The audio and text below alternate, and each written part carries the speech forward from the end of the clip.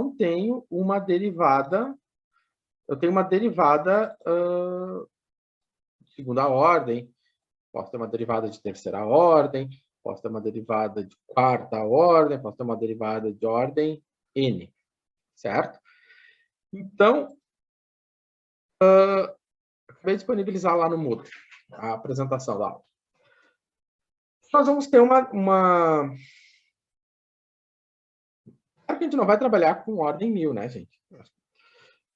Vamos trabalhar até a ordem que a gente sabe, que eu sei que vocês trabalham por aí nas disciplinas de vocês, que é até a ordem 4. Tá? Então, e hoje, né, quem não era do circuito deve pensar assim, oba, né, até agora ele só falou para quem é de circuito e isso implica que para mim não tem nada. Ou seja, hoje a gente vai falar de vigas, né, bastante viga.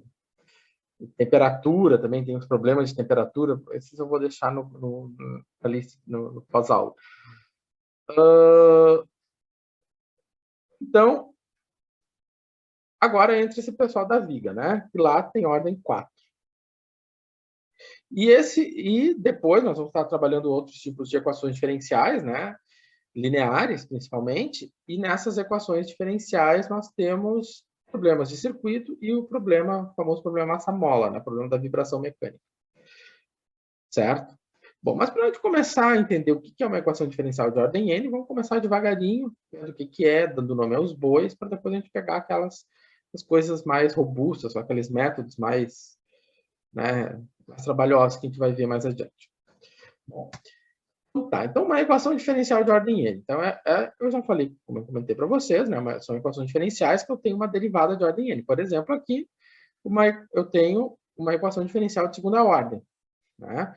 Ela é uma equação diferencial, linear, né? Isso eu vou falar mais adiante. Mas, a princípio, antes de saber que todas elas são lineares, né? Antes de eu saber de qualquer outra coisa, eu sei que ela é de segunda ordem, porque eu tenho uma derivada segunda aqui. Aqui eu tenho uma derivada de quarta ordem. Ou seja, eu tenho 4 derivadas. Derivada primeira, segunda, terceira e quarta. Aqui eu tenho uma derivada terceira. Então, esse tipo de equações diferenciais que vai ser o nosso objeto de estudo a partir de agora. Bom, o primeiro modelo, o mais clássico desse tipo, né, o modelo físico mais simples que a gente tem envolvendo esse tipo de equação diferencial, é a cinemática. Né? Se vocês trabalham desde o ensino médio, né? Eu comecei a trabalhar isso na minha vida no primeiro ano do ensino médio. Aí, quando a gente tinha aquela história de posição, velocidade e aceleração. Posição, velocidade e aceleração. A aceleração constante, a nossa aceleração, a velocidade média e velocidade constante, é uma coisa meio irreal, né? Pode acontecer, mas é difícil. Agora, a aceleração constante, sim. Né? Andando de carro, é meio difícil ter uma aceleração constante. Mas agora, algo que está caindo tem uma aceleração constante. Então, o movimento de queda livre é um exemplo clássico é o exemplo de aceleração constante. Então, por exemplo, se eu tenho na cinemática, né, a função posição. A função posição, que muitas vezes eu chamo de S, mas eu vou mudar o repertório do S. O S, daqui a uns dias vai aparecer para nós, então eu vou tirar o S, vai ficar com a posição X. E a taxa de variação da posição em relação ao tempo, ela é conhecida por nós como velocidade. Né? Ou seja, a velocidade com que a posição varia no tempo. A taxa instantânea. Né? Agora nós temos o que também? A taxa de variação da velocidade. Ou seja, né? Quanto a velocidade está variando no tempo. Que é chamada a aceleração. É a taxa de variação instantânea da velocidade. Então, isso aqui a gente já conhece lá da física, lá do ensino médio. Né? Então, a aceleração média. Né? Lá no ensino médio a gente não tinha derivada, mas a gente tinha aceleração média. Então, a a velocidade no tempo 1, no tempo A menos no tempo B, dividido pelo tempo A menos no tempo B. Tá? Depois a gente viu que isso era derivada da velocidade. Bom, reorganizando isso, nós podemos ver o seguinte, que se eu tenho a derivada da velocidade e a velocidade é a derivada da posição, então a aceleração é a derivada segunda da posição. Tá? Então, em muitas equações diferenciais que vocês têm por aí, por exemplo, Navier-Stokes, tá? É uma equação diferencial famosa, tá? É uma equação diferencial que quem é da área de mecânica vai ouvir falar nela, na disciplina de mecânica dos fluidos. Navier-Stokes tem lá um termo de derivada segunda, em relação ao tempo.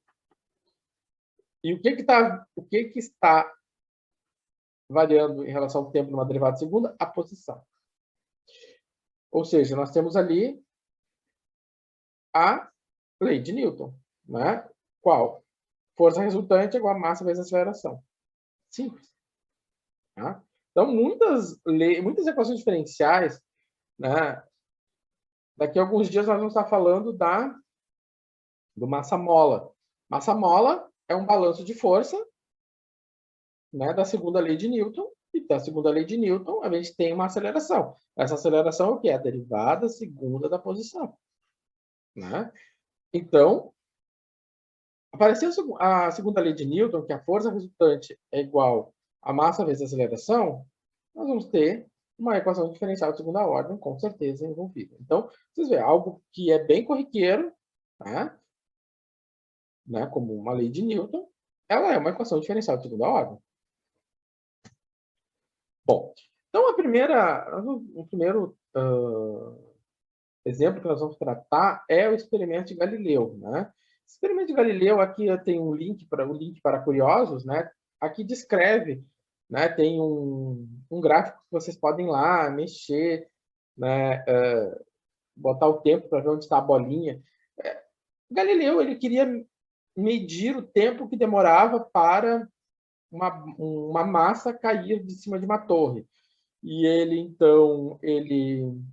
verificou, né? Ele fez a primeira verificação da aceleração da gravidade, né? Então,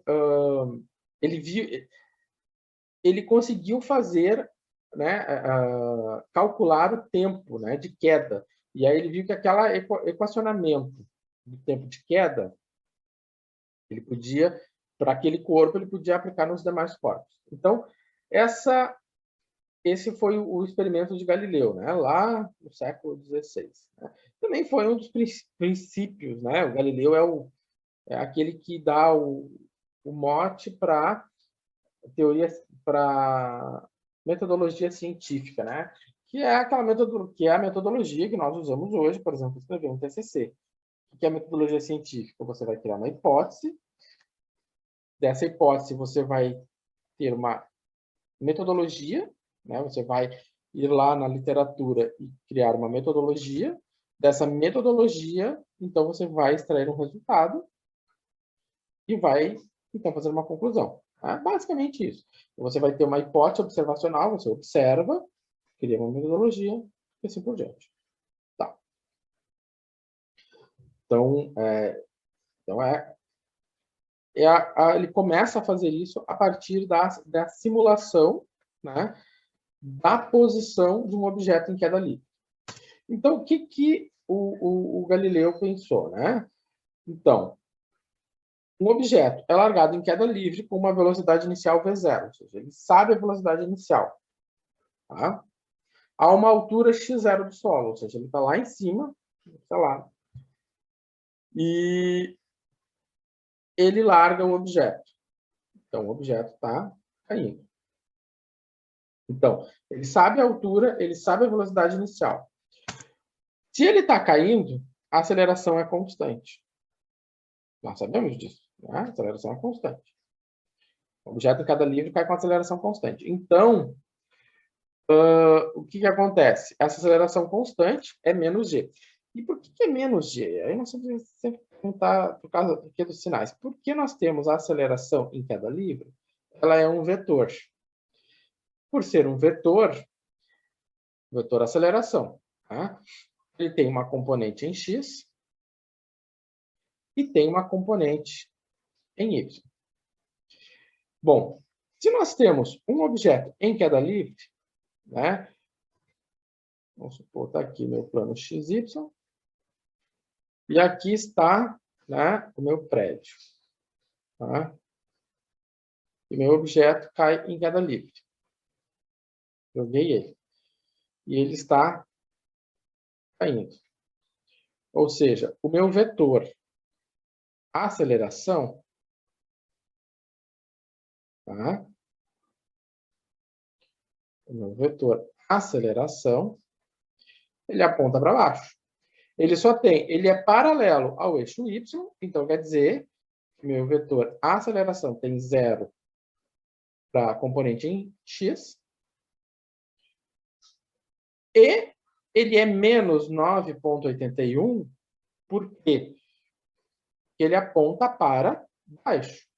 Então, a gente sabe que é 9,81 a aceleração na direção de y, e a aceleração na direção de y, né, ela é negativa, ou seja, ela está indo para baixo. Ela aponta para baixo. Então, dessa maneira, a gente sabe que esse menos ele está relacionado, então, com a direção. Esse menos está relacionado com a direção do movimento. Tá?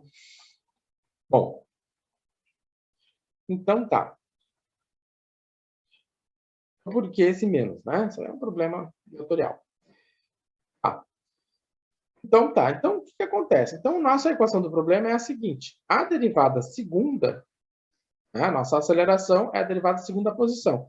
Ela é igual a um valor constante, 9,81. Só que 9,81, em vez de nós ficarmos repetindo esse número, eu vou escrever com a letra G. Porque se eu escrevo com a letra G, eu não, ou seja, eu não vou esquecer nada no caminho. Então tá.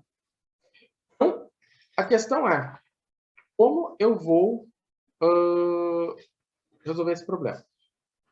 Tá? Para resolver esse problema, o que nós vamos fazer? O que nós vamos fazer? Então, para resolvermos esse problema, a gente vai integrar. Quando a gente integra aqui, o que acontece? Eu tenho uma derivada segunda e eu integrei a equação. Então, se eu integro a derivada segunda, eu tenho a derivada primeira. Né? Ou seja, eu integrei a equação.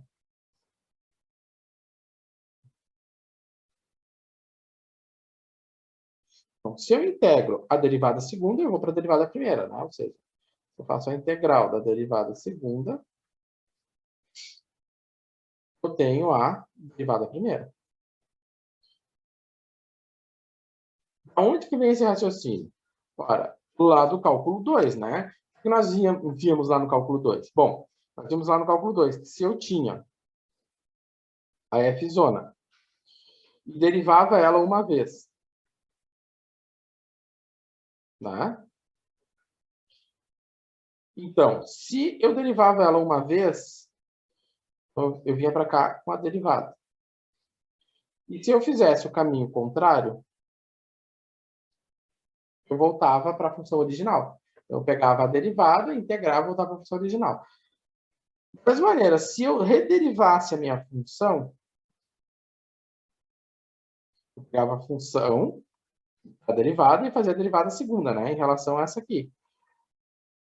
E se eu pegasse e integrasse daqui para cá, nesse mesmo movimento, integrasse uma vez, então se eu tenho a derivada segunda, integro uma vez, volto para a derivada primeira. É o que a gente fez aqui. Eu estava na derivada segunda, integrei uma vez, voltei para a derivada primeira. Só que se eu integrei do meu lado esquerdo, eu vou ter que integrar do lado direito. Integrando do lado direito, eu tenho isso aqui. Bom, a questão é a seguinte. Quem é o G? O G é um valor constante. Se o G é um valor constante, 9,8. Não tem muito o que fazer, né? G sai para fora da integral, né? O G sai para fora da integral, ou seja, vai ficar menos G integral de dt. Quanto é que é a integral de dt? É t, né? Ou seja, a integral de dt é t. Então, ficou menos gt mais a constante de integração. Certo? Beleza. Então, agora eu tenho a derivada primeira e uma constante de integração. Tá. O que nós temos? Nós temos uma condição. Qual é a condição? O objeto é largado em queda livre com velocidade inicial v0. Tá. Isso aqui corresponde à velocidade.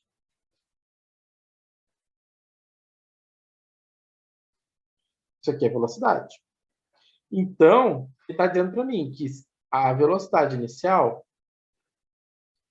que é a derivada no tempo zero, ou seja, isso aqui é a derivada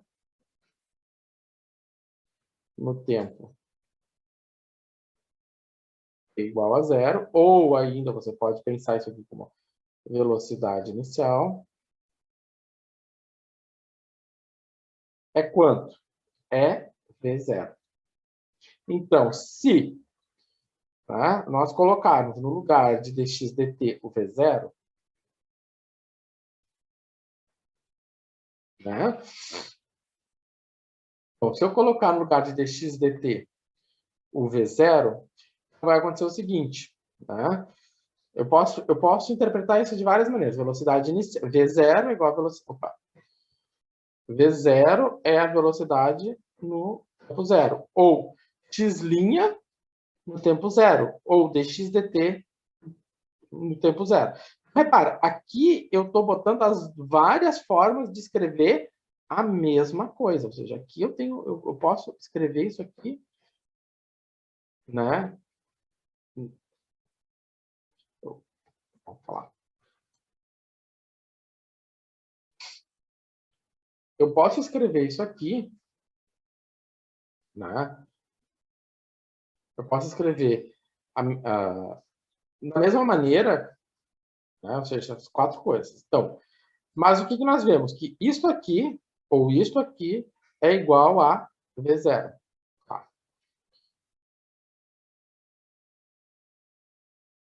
Então, eu sei que V0 é x, dx dt no tempo zero. Então, o que acontece? No lugar de dx dt, eu vou botar V0. No lugar do t, eu vou colocar o zero e vou concluir que a minha constante de integração é a velocidade inicial. Então, reescrevendo o meu dx dt, eu tenho que a minha velocidade, meu dx dt corresponde à velocidade inicial menos gt. Certo? Quando vocês forem lá no materialzinho de vocês de física, pegarem os livros de física, vocês vão ver que isso aqui é uma equação, né, lá do movimento, movimento uniformemente variável, uma coisa assim, retilíneo uniforme, essas coisas. Né, onde você tem isso aqui, né? Isso aqui também nada mais é do que, né, uma integração, né? Você integrou a aceleração constante. Tá. Dessa forma, a gente tem a velocidade, mas a gente quer a posição, a gente está simulando a posição. Então, nós temos que integrar a velocidade. Então, se eu integro, né, daqui para cá, eu integro de novo. Né? Então, vou integrar. Integro dx dt, vai me sobrar só o x. Então, também tem que integrar do lado de cá. Então, vai ficar essa integral aqui.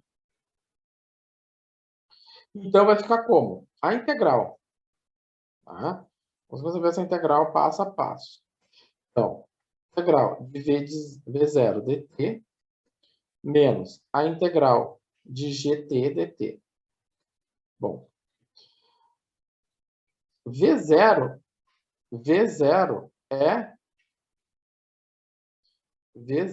é constante. Então, isso aqui é V0 vezes T.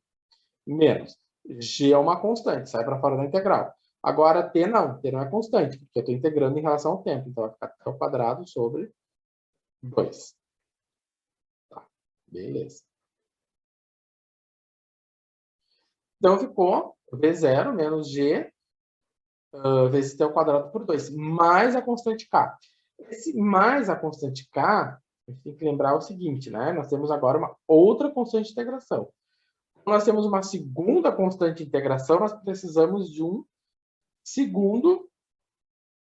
segunda condição. Para a segunda condição, o objeto é largado em queda livre, com velocidade inicial V0, a uma altura x0. O que é essa altura x0? Né? É a posição que se encontra o objeto no instante zero, ou seja, x0 corresponde a x no instante zero. Né? Então, dessa maneira, a gente vai poder calcular a posição inicial. Ou melhor, poder calcular em essa segunda constante de integração. Né? E aí nós temos isso aqui, né? Então, no instante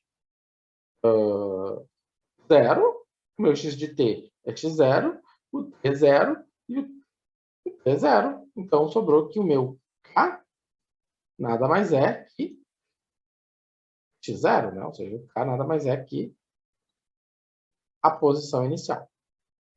Portanto, reorganizando tudo, a solução, né, que nós temos é essa aqui.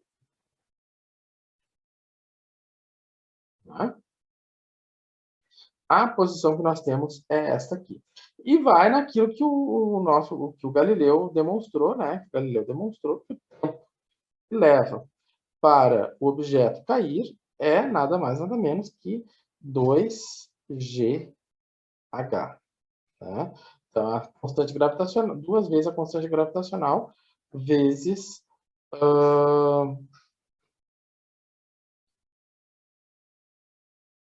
acho que aqui eu tenho uma coisinha que está errada, porque vai ficar 2x. Não, dá 2x dividido por g. Isso, 2x dividido por g. Então, ele observou isso aqui, 2x dividido por g. Então, 2x dividido por g, tomar raiz. Beleza.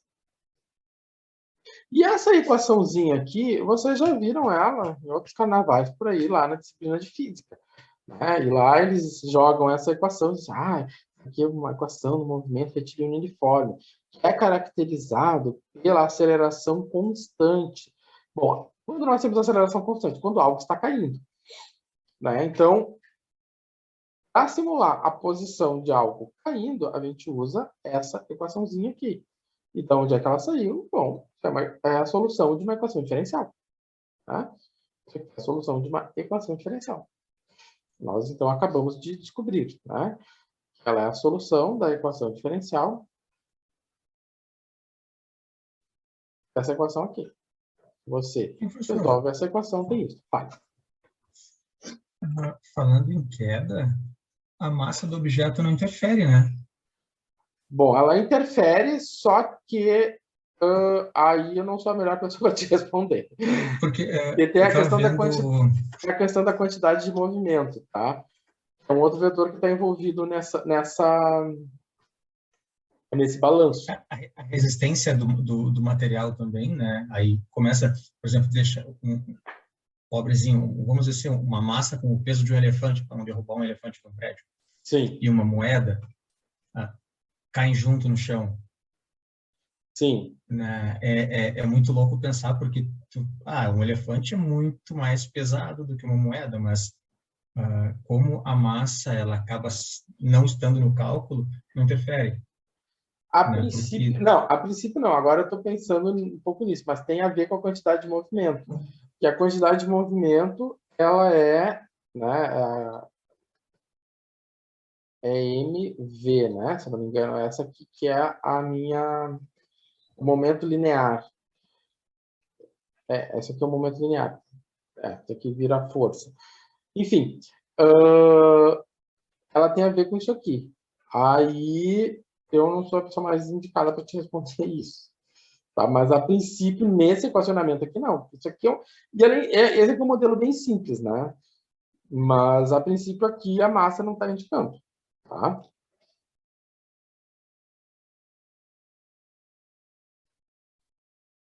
Bom, Beleza. Então tá, então aqui agora a gente vai fazer um exercício bem, né? Nós fizemos ali um exercício com uma aceleração constante, na G clássica. Agora a gente vai pegar, vai botar números e pegar uma aceleração qualquer aí, né? Uma aceleração que o senhor inventou na cabeça dele. Então, eu tenho um objeto que está se deslocando com uma aceleração instantânea, que é dada por essa expressão. Se a velocidade inicial do objeto é 5 metros por segundo e o objeto parte da posição x igual a zero, qual a posição do objeto 5 segundos após o início do movimento? Então, você tem o seguinte, você tem um movimento, um objeto, ele partiu da posição x igual a zero, ele está indo com uma velocidade, e ele quer 5 minutos depois, então aqui tem zero. Então, na posição x5, t igual a 5, ele quer saber que posição é essa, ou seja, esse é o meu objetivo. Então vamos montar esse equacionamento.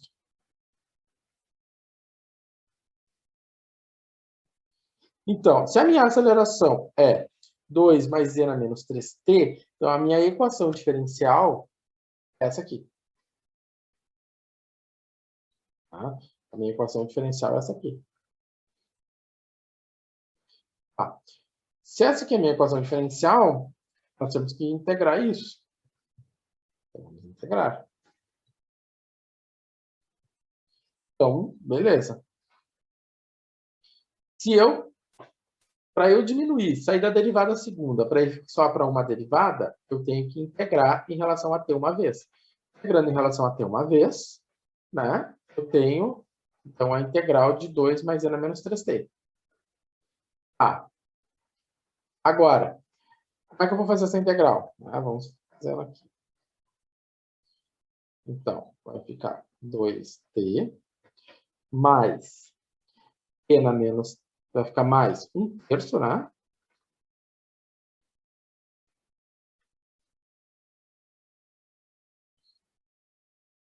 Mais menos 1/3, t na menos 3t, né? Mais a constante de integração. Por que ficou esse menos 1/3? Então, retomando lá da integral dt. Então, isso aqui é uma integral básica por substituição, né? Então, se você considera isso aqui tu, o teu du vai ser essa derivada, ou seja, menos 3 dt. Então, falta ter um menos 3 aqui e menos 1/3 lá fora, e aí eu fiquei com menos 1/3 de na menos 3t. Então, pela regra básica e na UDU, né? Então, por isso ficou esse menos 1/3. Tá. Então, isso aqui é assunto velho, sei lá, do cálculo 2. Beleza.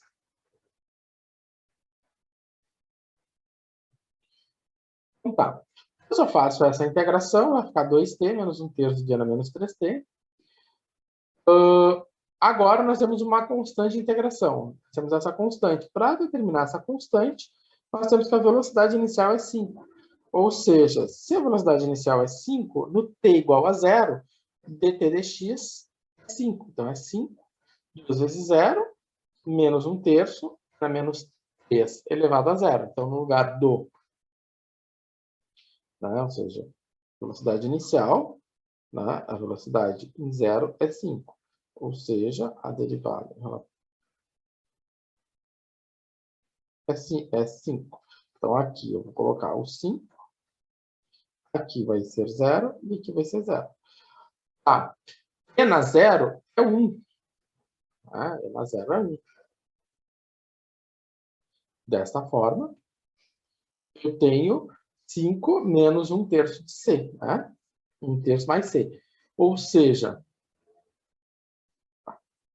eu tenho isso aqui. Ou seja, eu vou ter c igual a 5 mais 1/3. Esse menos 1/3 passou para o outro lado. E ficou... esse 1/3 passou para o outro lado e ficou positivo, né? Então, ficou 5 mais 1/3. Então, ficou 15 mais 1, 16/3. Então, nesse caso, a minha expressão para a velocidade é essa aqui. Né? Dx dt é igual a 2x menos 1/3 para menos 3 mais 16. Né? Muito bem, então, para finalizar o problema, o que a gente tem que fazer? Integrar novamente. Eu vou integrar novamente. Então, agora nós vamos ter, né, a integral de 2t dt menos 1/3 a integral de n a menos 3t dt mais a integral de 16 terços dt. Bom, isso aqui vai ficar 2t ao quadrado sobre 2 menos 1/3 vezes menos 1/3, né? De n a menos 3t, mais 16 terços de t, mais uma constante de integração. Vou chamar de K. Eu tinha chamado de C, vou botar outra letra. Então, eu tenho, simplifiquei, é o quadrado, mais 1/9, né? Mais 16 terços, mais K. Beleza. Então, esse aqui é o que nós temos, né? Integrando, fazendo a integral passo a passo, nós temos isso.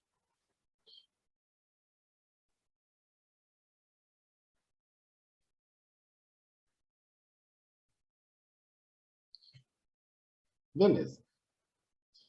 Tá. Agora, isso aqui é uma solução geral, né? Porque nós temos uma constante de integração ainda. Mas nós temos que particularizar. Para particularizar, nós temos que considerar a condição que é a condição, a velocidade inicial do objeto é 5 metros por segundo e a posição, né, do objeto parte da posição x igual a 0. Ou seja, o que ele está dizendo para nós?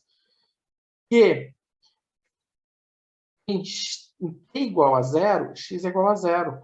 Então, o objeto parte da posição x igual a 0. Então, x é 0 quando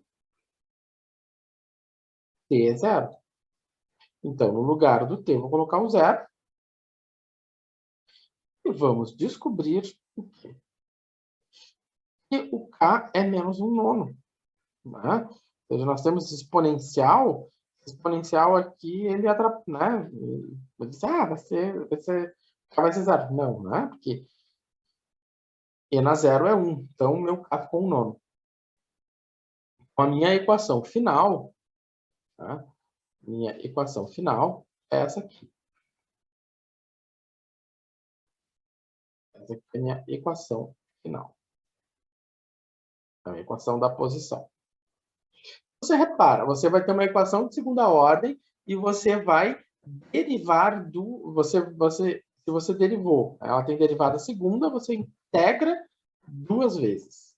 Tá? Então, você vai fazer uma integral duas vezes. E se você integra duas vezes, você tem duas condições. Então, você tem que ter duas condições. Tá?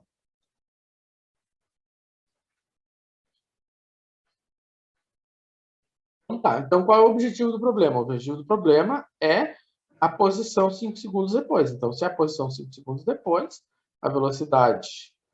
qual a velocidade de posição? Então, tem duas perguntas. Então, a velocidade... Aqui. Então, a velocidade é essa. E aí é substituir e fazer a conta. Né? Acho que eu não fiz a conta. No dia que eu estava fazendo isso, eu não tinha uma calculadora na mão. Eu estava com preguiça de abrir o Silab. Menos 1/3 vezes o exponencial menos 15 mais 16 terços, né? Isso dá 15,33, aproximadamente. Então, a velocidade dele é 15,33 metros por segundo. Certo? Pois bem, então essa aqui é a minha velocidade. Agora, a posição. A posição né? A mesma coisa, né? Eu vou pegar no lugar do 5, né? Aqui é 5. No lugar do 5. No lugar do t, eu vou colocar o 5. E vou fazer a continha. Bom, aí eu não fiz. Tá? Então, aqui então resolvemos esse primeiro problema, certo? Então, estamos terminando a nossa primeira live e a gente então volta daqui a pouquinho, daqui a 15 minutos, né? Agora são 8, vou ver, agora são 8h05, 8h20, retornamos para a segunda live, então, certo? Então, até daqui a pouco.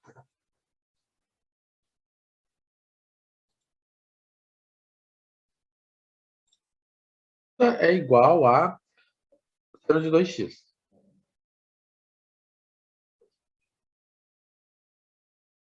Beleza. Então tá. Como é que nós vamos começar a tratar isso aqui? Bom, tem uma derivada segunda, eu vou ter que baixar a ordem dessa derivada. Se eu quero da segunda para a primeira, eu integro a equação. Então, eu pego a minha derivada segunda, integro ela para ir para a derivada primeira. Então, eu vou ter que integrar do meu outro lado. Vai ser integral de seno de 2x.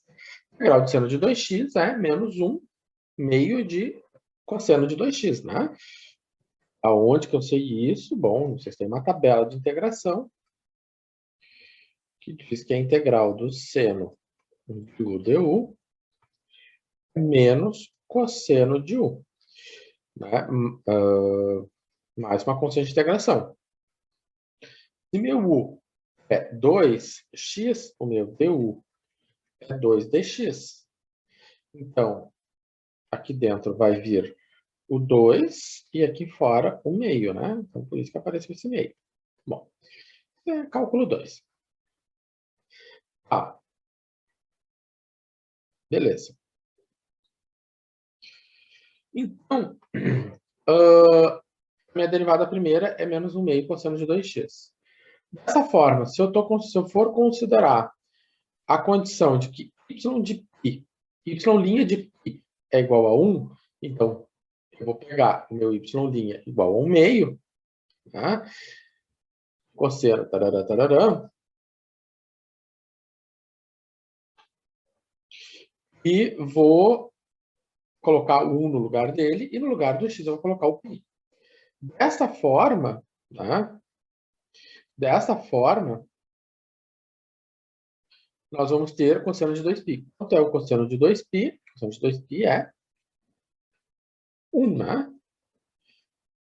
Cosseno de 2π é 1. Não, cosseno de 2π é 0.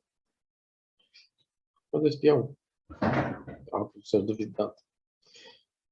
Né? Como é que o eixo do cosseno e eixo do seno?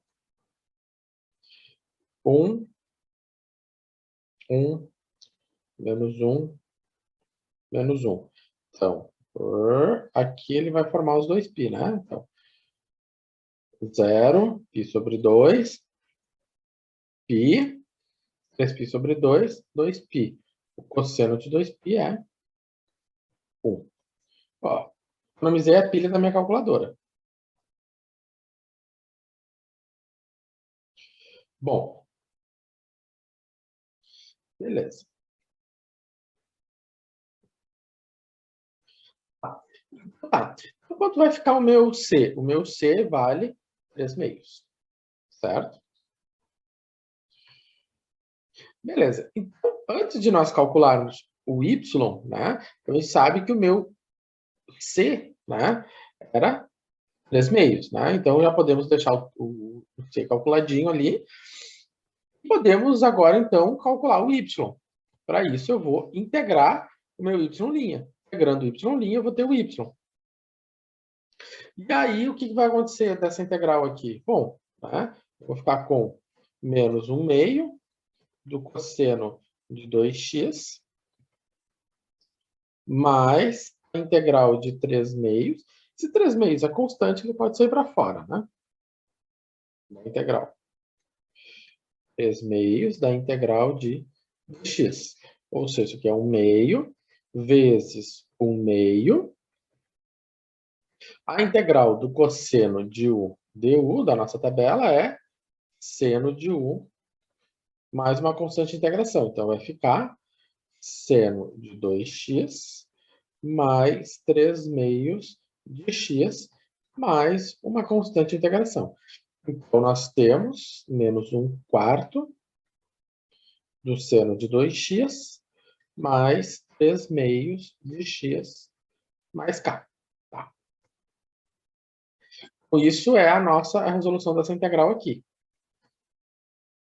Tá? Isso aí. Então,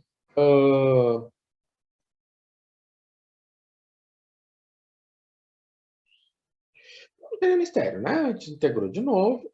E aí, nós temos uma segunda constante de integração. Então, o que nós temos?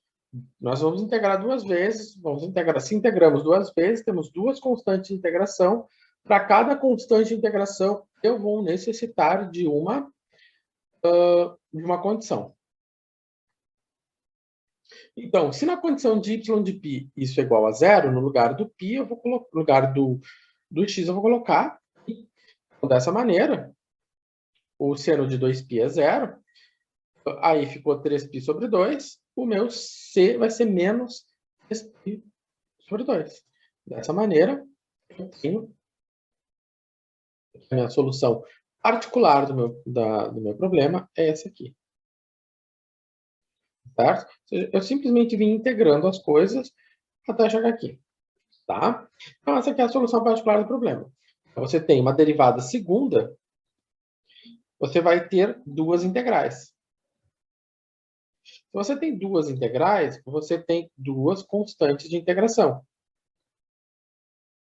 Se você tem duas constantes de integração, você necessita, tá, duas condições.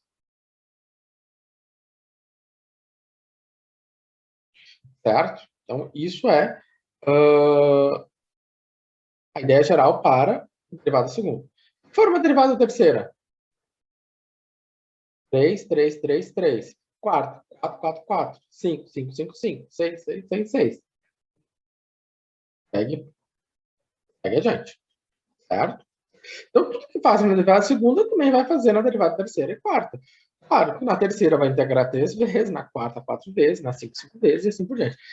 Tem um exemplo de derivada quarta aí, vocês vão ver como é legal na derivada quarta. Agora que começa, né? Derivada quarta, eu me lembrei que tem lá lá nas vigas, né? É a equação de Euler, né? A equação de Euler é uma equação diferencial parcial, mas aí aplicando as milhões de simplificações que se faz, né? Eu chego a uma equação diferencial ordinária e uma equação diferencial ordinária de quarta ordem. Enfim.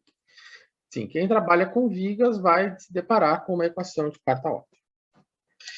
Bem simples, gente. Isso aqui é uma equação diferencial. Se vocês forem depois fazer uma pós-graduação na área de cálculo estrutural e forem trabalhar com, né, vocês forem para os programas de pós-graduação em alguma federal na área de cálculo estrutural, vocês vão deparar com uma equação diferencial parcial. Mas aqui vocês vão ficar com a ordinária mesmo. Daí, nós temos o seguinte. Então, a equação do carregamento. Aí tem a tal força cisalhante, que é a derivada terceira. Né? O que aconteceu daqui para cá? Eu integrei. O que aconteceu daqui para cá? Eu integrei. O que acontece daqui para cá? Se integrou. Certo? A derivada segunda, a derivada terceira, essa derivada aqui, ela é a declividade, né? Eu acho que aqui está a explicação dela. Deixa eu sair daqui. Está na figura a explicação, né? De quem é o θ, né? O θ é a declividade naquele ponto, né? Porque você, nesse ponto aqui em questão, você tem uma reta tangente, então você tem essa declividade. Então, ele está medindo essa declividade nesse ponto aqui. Então, sim, né? O que serve isso na minha vida? Então, é uma justificativa para que serve na sua vida. Para aqueles que são de circuitos, acham que isso não atinge a vida deles, esperem a aula que vem. Bom, então tá.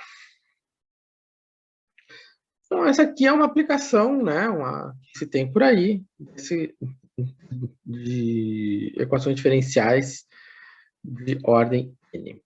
Vamos ver alguns exemplos disso. Bom, por exemplo, esse aqui é um problema. Esse problema aqui eu tirei lá. Da onde que eu tirei esse problema? Esse é um problema que eu dou lá em cálculo numérico. Né? Lá no final da disciplina, em cálculo numérico, a gente faz algumas equações diferenciais, dou alguns métodos para resolver isso, e eu dou essa equação diferencial para ser resolvida. E aí... Professor, fala. Cálculo numérico seria a matéria na sequência dessa que nós estamos estudando agora, correto? Preferencialmente. Preferencialmente. Porque lá você teria que, em tese, ter passado por visto um pouco de tudo, porque a gente lá vê geometria, vê coisas do cálculo numérico, vê coisas de equações, enfim. Né? Lá tem as coisas do cálculo numérico. Eu não fiz. Tá falando de geometria e álgebra linear? Isso, exato. É bom fazer antes. Não, essa eu não fiz, então vou fazer geometria primeiro para depois ir para essa que você está falando. Exatamente. E então, lá no cálculo numérico, eu dou isso aqui para resolver com os problemas, com os métodos do cálculo numérico. Não é o nosso problema, não é o nosso foco aqui. Aqui o nosso foco é outro. E aqui a gente vai resolver isso por integração, né? Integração direta e analítica. Esse aqui é o problema de uma viga, né? Ela está carregada, né? Eu pergunto as coisas do desenho. Eu acho bonitinho o desenho, mas... tem as rodinhas aqui. Imagino que aqui deve ter um movimento. Enfim. E aí, então, o que acontece? O que eu posso dizer para vocês dessa equação? Com certeza. O E, o I, o W e o L são constantes. O que quer dizer se eles são constantes? São números. Né? Podem ser esse E e I aqui, inclusive, são números horrorosos. Geralmente são na ordem de 10 na 8. Tá? Então, o que é variável? É o x e o y, né? Porque nós estamos querendo modelar uma tal curva elástica. Essa curva elástica, para cada x eu tenho um y, né? Ou seja, para cada x ele tem um y. Bom, lá nas disciplinas estruturais vocês vão saber para que ela serve. Então, para cada x eu tenho um y. Então, se eu tenho um x, eu tenho um y. Ok. O W é o carregamento, que imagino que é a força distribuída na área, mas isso é um outro assunto. Posso estar falando bobagem. Aqui. E a questão é, como nós vamos, então, obter a curva elástica desse problema? Outra coisa, a partir desse problema aqui, nós podemos, a partir desta figura, nós podemos tirar condições, né? As condições iniciais. Ou condições de contorno. Vou escrever aqui. Né? Existe uma diferença entre condições iniciais e condições de contorno. Né? Uma condição inicial, como diz, são as condições do problema quando começa a simulação. Condição de contorno é o que acontece nos contornos do meu domínio. Então, meu domínio x, que começa em 0, né? O meu x começa em 0 e termina em L. Então, o meu y em 0 é uma coisa. O meu y em L é outra coisa. Então, o meu o y é dado por essa pseudo-parábola aqui. Eu digo pseudo porque eu não sei se é uma parábola. Não vai ser uma parábola, porque aqui está x na segunda, né? O que acontece? Quando o x é 0, o meu y também é 0. Quando o meu x for L, o meu y também é 0. Né? Então, é isso que o meu gráfico está mostrando para mim. Mas nós vamos falar disso daqui a pouco. vamos... eu botei isso aqui.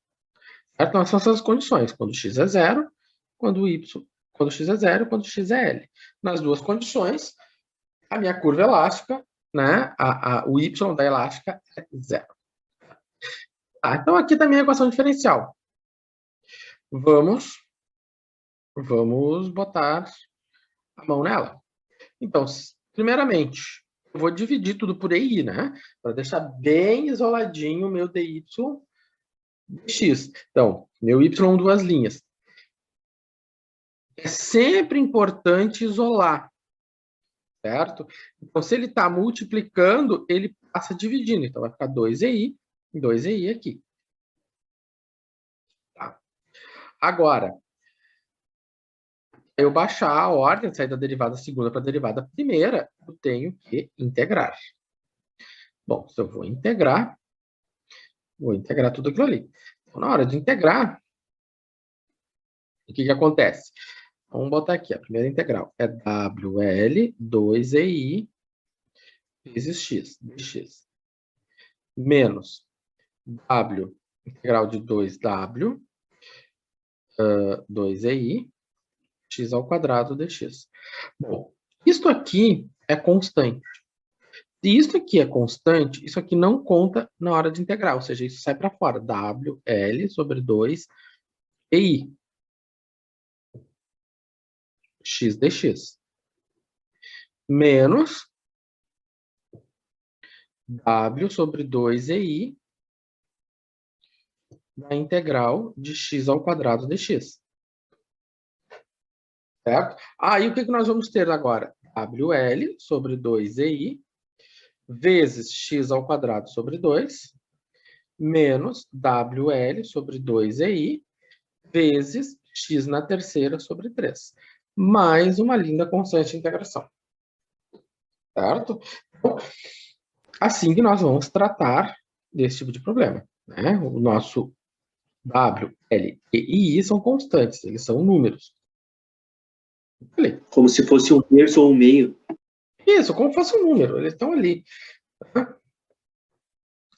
E eles, o que está integrando, o que está variando é a constante. Eu chamei de C1, tá? Ou seja, é a minha primeira constante de integração. Agora nós vamos pegar e vamos dar uma ajeitada nisso aqui. Isso aqui tem que dar uma ajeitada, né? Por que tem que dar uma ajeitada? Porque eu tenho x sobre 2 vezes esse 2 aqui. O que vai acontecer? Vai ficar WL em cima e embaixo vai ficar 4. Por que esse 4, professor? Porque eu tenho 2 vezes 2 aqui, né? Ou seja, 2 vezes 2 vai me dar esse 4. Da mesma maneira, aqui vai me dar 6, porque eu vou ter 2 vezes 3, dá 6. Então tá. Bom, mas nós temos que integrar mais uma vez. Né? Aí a constante de integração C1. A constante de integração C1, nós não temos como determinar ela. Por que nós não temos como determinar a constante de integração C1? Porque nós temos duas condições, as duas condições não estão relacionadas à derivada. Ou seja, as duas condições são para o y, não para o y'. Então, aqui nós temos que tomar cuidado. As duas condições são para y, não para y'. Não foi dada uma condição para y'. Então, nós vamos ter que continuar integrando com a condição de integração, a nossa constante de integração C1. Se eu for integrar de novo isso aqui tudo, né, o que vai acontecer? Eu vou ficar com a integral de WL sobre 4EI vezes x ao quadrado dx, menos a integral de W6EI x ao cubo dx, mais esse C1, ele é constante, vezes dx. Então, o WL4EI sai para fora da integral, sobre o x ao quadrado dx, menos o W6EI sai para fora da integral, sobre o x ao cubo dx, mais C1 integral de dx. certo? Então, sobrou W, L, 4 e x na 3 sobre 3, menos W, 6 e I, x na 4 sobre 4, mais C1 vezes x, mais uma segunda constante de integração. Repara, né? A gente deixou as constantes para fora e integrou o x, né? Porque nós estamos integrando em x. E temos duas constantes de integração, porque agora nós temos uma outra integral e temos uma outra constante de integração. Aqui, né? Beleza. Bom.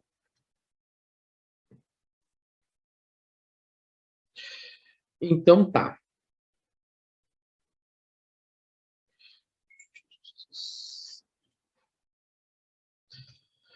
Então, o que acontece? Eu tenho 4 vezes 3, 12.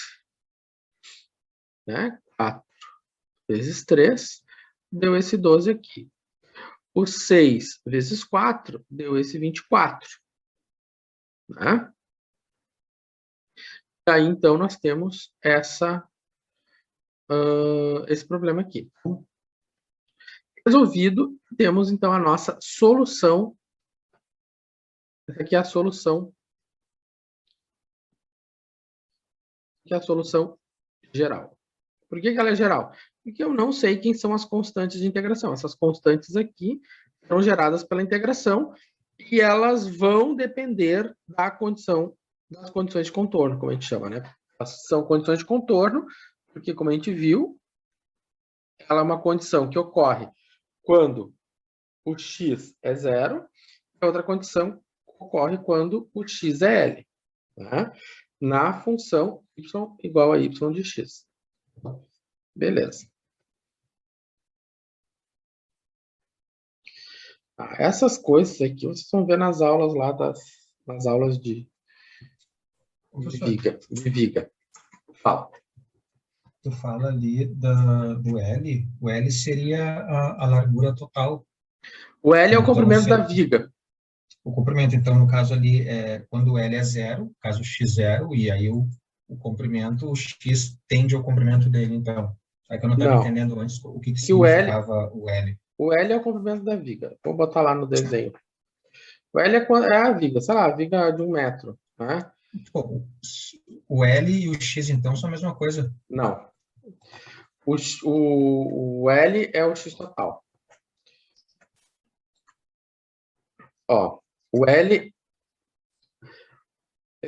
O x é assim, ó. Aqui está o x.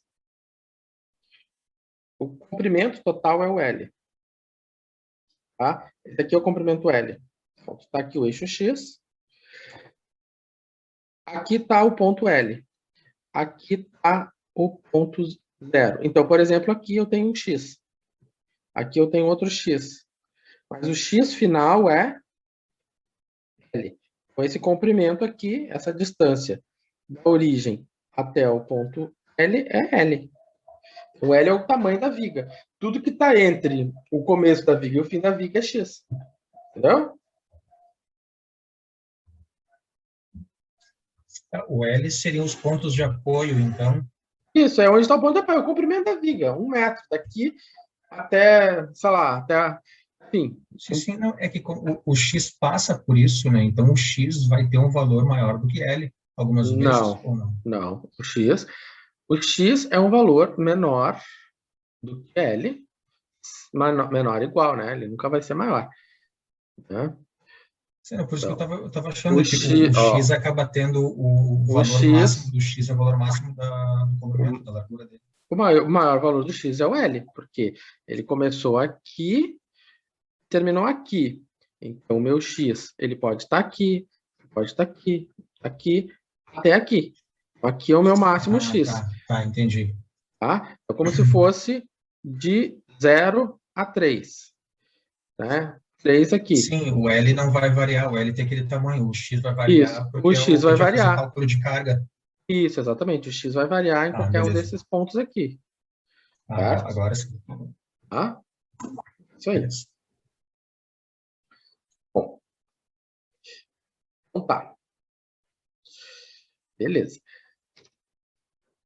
Outra coisa é a física que está envolvida aqui, porque o EI, essas coisas aqui, pergunta para o professor acho que é o Diego que dá essas disciplinas, né?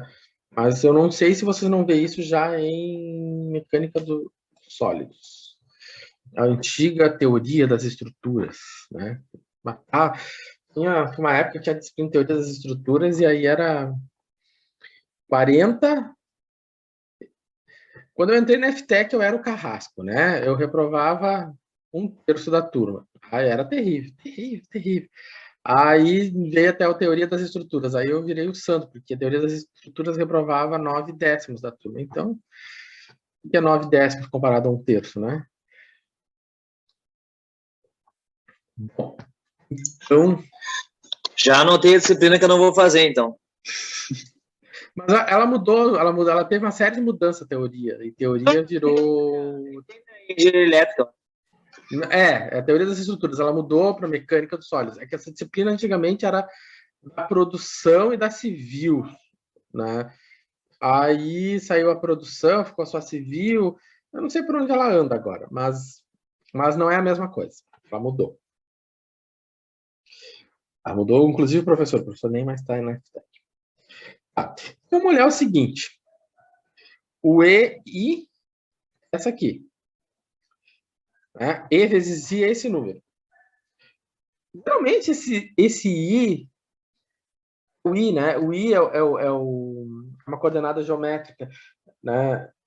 Que é o centroide. Eu não lembro, mas ele vem da física, esse I. Esse I é uma medida, geralmente, em metro na quarta. Não estou lembrado bem disso. Sim, o E geralmente é em gigapascal, né? Ou seja, vai ser alguma coisa em Newton por metro quadrado, né? Vai ser Newton por metro quadrado. Vai ser o E é Newton por metro quadrado. E o I é algo em metro na quarta. Não sei interpretar isso. Metro na quarta. O professor lá dessas disciplinas interpreta. Então, o que acontece? Metro na quarta que divide por metro na segunda vai ficar metro na segunda. Por isso que ficou essa unidade de medida. Beleza. O W, que é o carregamento, ele está dizendo que é 12.000 newtons por metro. E o comprimento da nossa viga é 1,2 metros. Se eu pegar e fizer isso aqui... professor, mas você podia ter dado isso desde o começo, a gente não precisava ter sofrido tanto com W, L e não sei o que mais. Poderia ter dado isso no começo, mas... né? Vamos carregar, vamos fazer um pouco de conta algébrica, né? Porque depois lá nas disciplinas de vocês, lá, nas mecânicas dos fluidos, nos concretos da vida, eles fazem umas contas algébricas assim, gente. Não vão pensando que lá vocês só vão ter receitas de como ganhar dinheiro fácil, né? Isso é assistindo o videozinho, videozinho fake do YouTube. Mas vocês vão ter que fazer umas contas algébricas. Por isso a gente tem que estimular umas contas algébricas aqui também. Então tá. Aí eu ponho esses valores aqui, podia ter botado antes, mas quis botar aqui para estimular as contas algébricas. E aí eu fiz o seguinte. Botei todos os seus pontinhos, o 12, 1.2, 12, tarará, tarará. Tá? Eu fiz as continhas e cheguei a esse resultado. Professor, mas você ainda continuou com o C1 e C2. Ok, eu continuei com o C1 e C2. Porque eu não apliquei as condições de contorno dele. Então, nós temos que aplicar as condições de contorno. Tá. Se eu for aplicar as condições de contorno, a primeira condição que eu apliquei foi essa.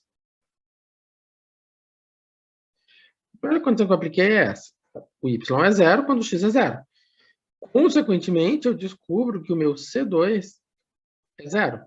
Né? 0, 0. C1 vezes 0 é 0. Então, C2 se tornou 0. Ok. Bom resultado, quando nós temos uma constante 0, né, parece que fica tudo mais fácil. Agora, se o meu L é 1.2, então nós vamos fazer o seguinte. onde o L, onde o x é igual a L, ou seja, onde o x é 1.2, né? Eu vou colocar 1.2 e o meu y é 0. Aí eu vou ter que pegar a calculadora e fazer a continha. E aí eu vou descobrir que o meu C é isso aqui, né? Então aí é a calculadora, gente. Aqui, na hora de fazer a continha, essa parcela aqui vai pesar bem mais, né? Ela pesa bem mais, porque aqui você tem 0,0, e aqui, né? Essa daqui é 10 vezes maior que essa. E 1.2 na quarta não vai ser suficiente para... por isso que ficou negativo. Fazendo a continha, eu descobri que o C é menos 0,0144. Desta forma, o meu C, né, o meu C1 ficou esse. E esta aqui é a nossa solução particular. Então, particularizando para essa condição aqui, eu tenho isso. Eu tenho esse equacionamento. Aí eu lembro que quando eu fiz essa questão, quando eu estava elaborando isso aqui, eu queria fazer o gráfico, né? Eu queria ver, porque eu sei que o gráfico, né, é meio que simula, né, a tal elástica. Eu fiz o gráfico, né? Esse gráfico aqui eu não fiz no GeoGebra. Eu até fiz o gráfico no GeoGebra, mas só que no GeoGebra, por causa da escala, ficou meio difícil visualizar. E aí eu fiz esse gráfico no Silab, né? Além disso, é porque eu também eu estava testando valores ali daquele E e L lá. Primeiro eu tinha pensado em 12, mas eu botei para 1.2.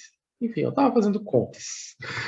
E aí gerou essa curva que não é uma parábola, porque nós temos x na quarta, né? Ela sutilmente, ela não é uma parábola. Por mais que ela pareça, ela não é. Por causa disso aqui. Né? Geometricamente, ela também não vai ser uma parábola, por mais que ela se pareça muito com uma parábola, não é uma parábola. E nós vemos aqui que o y, ele tem uma... Como isso aqui está em metros, né? Ou seja, meu y aqui muda bem pouquinho, né? Ou seja, ele tem... são valores muito pequenos. E aí eu fiz esse gráfico lá no GeoGebra. No GeoGebra não, no Silab. Tá? Os gráficos do Silab ficam bem bonitos. Bom, Professor, fala. só uma dúvida. De 0 a 1.2 metros seria, e essa viga, entre aspas, ela faria esse embaloamento, digamos assim, no centro dela de tantos milímetros, por exemplo, 0,00. Isso. Entendi. É isso aí. Valeu. É isso aí, essa é a interpretação que eu que não sou expert no assunto, né? Nunca estudei a fundo esse assunto. Eu olhei assim, deve ser isso aqui. Mas é isso aí mesmo. Tá? Bom. Aí, então, eu achei assim, legal fazer um exemplo com uma derivada na quarta. Né? Eu fui lá, peguei esse exemplo, e aí eu fiz o seguinte, né? Esse aqui é um exemplo que eu não sei se fisicamente pode, mas eu peguei ele no intuito só de trabalhar com o algebrismo, né? Dentro do conceito, dentro desse equacionamento da viga. Eu peguei uma derivada da quarta, essa aqui lá é a definição que a gente tem da derivada da quarta. Essa aqui é a derivada terceira, a derivada segunda, a derivada primeira, que é a declividade, e a não derivada, né? Ou seja, a função no ponto.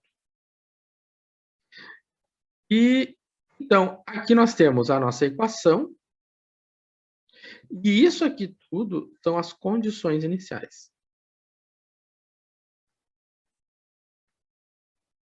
Por que elas são iniciais? Esse nome inicial, ele tem muito a dizer, porque tudo está considerando em zero. Ou seja, porque todas as condições, então, ou seja, as condições são em x igual a zero. Quando você está com um simulador grande, com, por exemplo, uma equação diferencial parcial, lá você tem condições iniciais e condições de contorno, né? Tipo, se você fazer modelagens hidráulicas, hidrológicas, essas simulações, né? Tipo, rompimento de barragem, vocês vão ter condições iniciais, vocês vão ter condições de contorno, né? Ou seja, quanto é no começo, o que eu espero lá à frente, né? Então, é o que aconteceu agora na viga, né? Na viga nós pegamos condições. Quando eu defini, né, antes, quando eu tinha y de 0 igual a 0 e y de L igual a 0, então isso aqui era uma condição inicial e isso aqui era uma condição de contorno, certo? Porque eu estava avaliando no início e eu estava avaliando no fim. Eu já estava avaliando os contornos, tá? Bom. Então tá. Então aqui o W, né? Não preciso eu repetir a novela, né? W, E, I, V, M e θ, né? São valores constantes. Certo? São valores constantes. Então, a nossa função aqui, ela depende do V do X. V. Agora que eu me dei conta, o V é a mesma coisa que o Y. Eu achei, quando eu pesquisei isso aqui para vocês, para fazer para vocês, procurei exemplos, alguns falavam em Y, né? Outros falavam em V, mas é a mesma coisa. Certo? V e o Y é a mesma coisa. Aqui eu acabei deixando V, mas é a mesma coisa. Tá? Devia ter botado Y. Tá, então aí nós vamos começar. Eu quero sair da derivada quarta para a derivada terceira. Como é que eu vou sair da derivada quarta para a derivada terceira? Bom, para sair da derivada quarta para a derivada terceira, eu vou ter que integrar. Bom, eu vou integrar, eu vou ficar com isso aqui. Aqui meu x, né? Ou seja, na terceira de x vai ficar menos EI, menos W sobre EI, vezes a integral de dx. Bom, a integral de dx é x, né? Vai ficar menos W EI vezes x, mais a constante de integração. Mais a constante de integração. Ali. Então, para saber quem é essa constante de integração, eu vou considerar a condição com derivada na terceira. Qual é a condição com derivada na terceira? Essa condição aqui. Essa condição com derivada terceira, né, nós vamos ter o seguinte, que quando o x é zero, o que ela está dizendo ali para nós?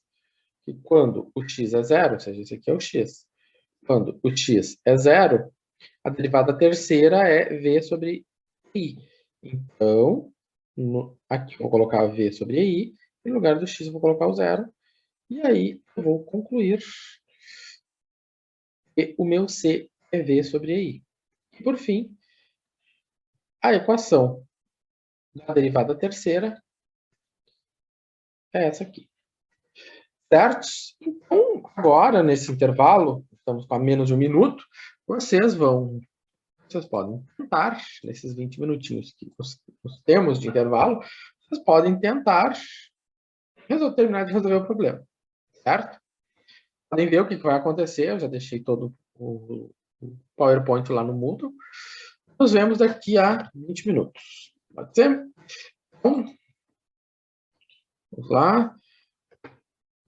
9h20, então, retornamos. Beleza? Até daqui a pouco.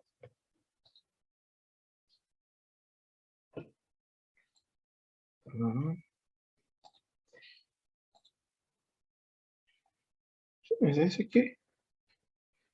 Tá certo?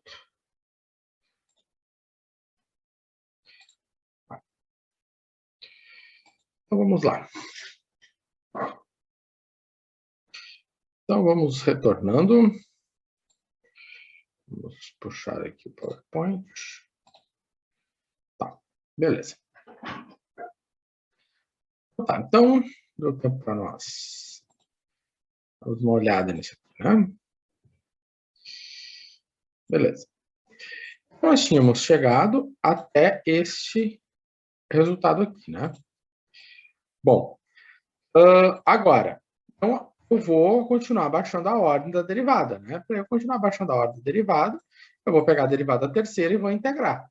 Se eu integro a derivada terceira, eu vou ter a derivada segunda. Então, integrando a derivada terceira, o que vai acontecer? Né? Vamos fazer aqui a continha. Então, eu vou ficar com menos w sobre ei, integral de x dx, mais vi, integral de dx. Tá? Desta forma, o que nós temos?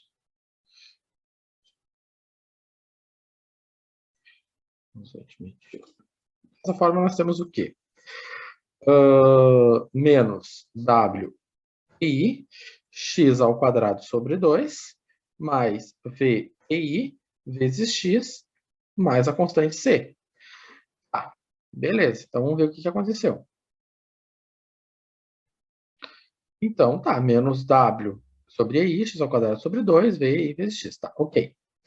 Agora, vamos olhar para a condição. Qual a condição que a gente vai pegar? A condição com derivada segunda. Né? Antes de tudo aqui, eu só fiz a multiplicação aqui, né?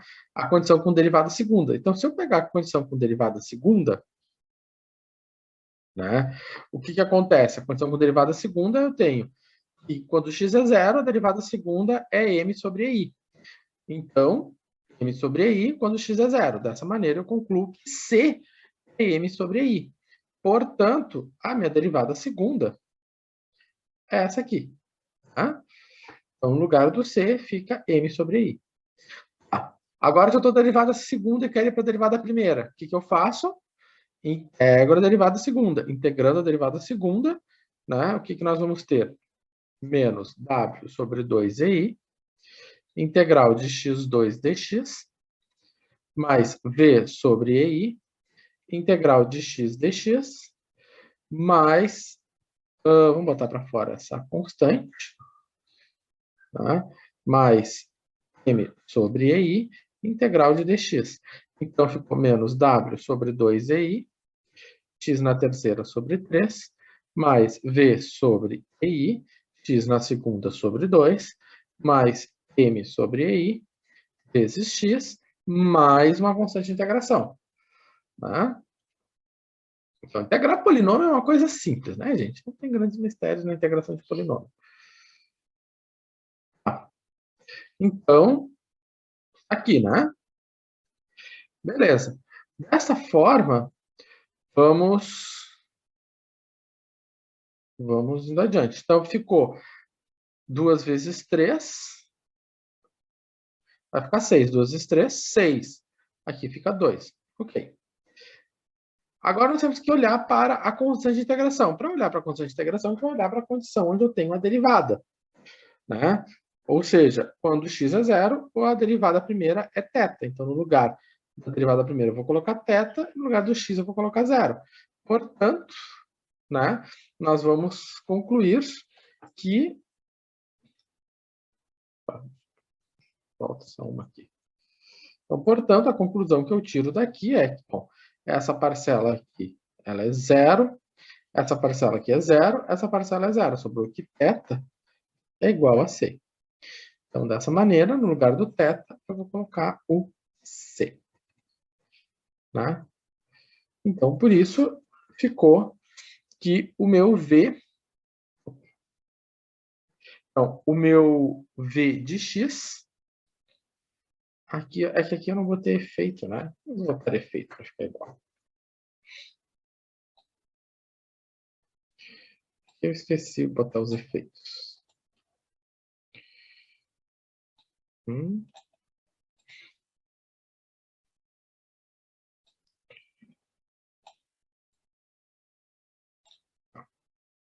Beleza. Então, quando eu determinei que o meu v de x... Quando eu determinei que o θ C igual a θ, então a minha equação da derivada, né, vai ser essa, onde o C era o θ. Agora, para eu determinar o V de x, sair do V linha de x para ir para o V de x, o que vai acontecer? Eu vou integrar a derivada e vou para o V. Dessa forma, o que acontece? Né? Eu vou ficar com menos w sobre 6i, integral de x na terceira dx, mais v sobre 2ei, integral de x na 2 dx, mais m sobre ei, integral de x dx, mais integral de θ, né? O θ é uma constante, ele sai para fora, né?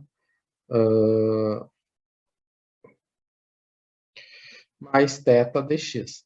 Bom, integrando tudo isso aqui, vai ficar menos w sobre 6ei, x na 4 sobre 4, mais v sobre 2ei, x na 3 sobre 3, mais m sobre ei, x na 2 sobre 2, mais θx, mais a nossa constante de integração.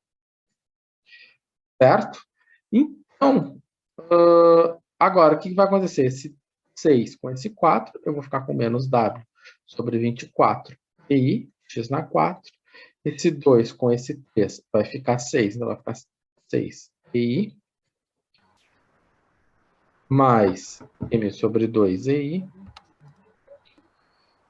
mais θx, mais c. Ok.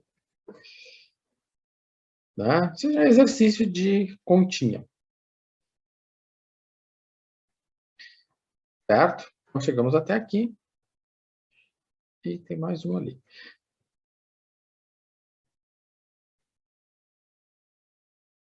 Então, esse exemplo eu achei interessante para mostrar, né, que nós queremos reduzir a ordem da derivada, nós temos que integrar. Bom, chegamos aqui na nossa última condição de contorno, nossa última condição inicial, que é o U, para determinar essa constante de integração, né? Para determinar essa constante de integração. Né? Beleza. Então, para determinar essa constante de integração, eu vou precisar desta condição. Então, a condição sem a derivada. Então, na condição sem a derivada, o que acontece? O V é zero. Bom, essa parcela é zero, essa parcela é zero, essa parcela é zero e essa parcela é zero. Portanto, o meu C é zero. Né? C é zero. E, portanto, a solução geral para o problema é essa aqui. A gente vai derivando, vai integrando para baixar a ordem da derivada e aplicando a condição de contorno correspondente. Certo? Não tem grandes mistérios. Bom, aqui nós temos um problema interessante, vai nos levar a alguns lugares interessantes, que é o seguinte. Esse é um problema que nós temos uma derivada de terceira ordem e nós temos as três condições, porque eu vou integrar 3 vezes e integrando 3 vezes eu vou ter 3 condições, eu vou ter 3 constantes de integração, vou ter 3 condições.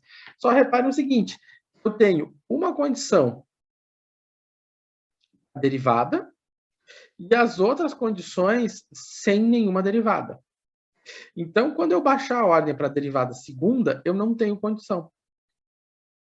O que será que vai acontecer aqui? Vamos ver. O que será que vai acontecer aqui? Pois bem, tá, se eu estou na derivada terceira, eu quero para a derivada segunda. Então, eu vou ter que integrar a derivada terceira. Integrando a derivada terceira, eu tenho a derivada segunda.